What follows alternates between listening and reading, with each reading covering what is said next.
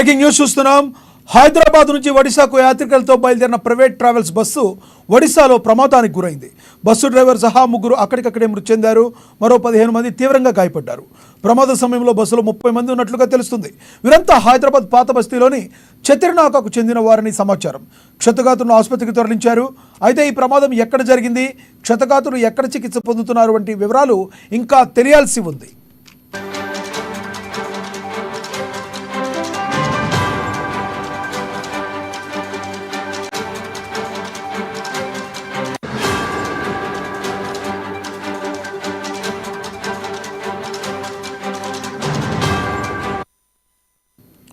Breaking news చూస్తున్నాం.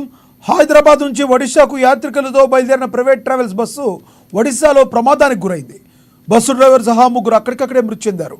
మరో 15 మంది తీవ్రంగా గాయపడ్డారు. ప్రమాద సమయంలో బస్సులో 30 మంది ఉన్నట్లుగా మనకు తెలుస్తుంది. వీరంతా హైదరాబాద్ పాత బస్తీలోని చతిర్నాకకు చెందిన వారని సమాచారం. క్షతగాతులు ఆసుపత్రికి తరలించారు. అయితే ఈ ప్రమాదం ఎక్కడ జరిగింది, క్షతగాతులు ఎక్కడ చికిత్స పొందుతున్నారు వంటి వివరాలు ఇంకా తెలియాల్సి ఉంది.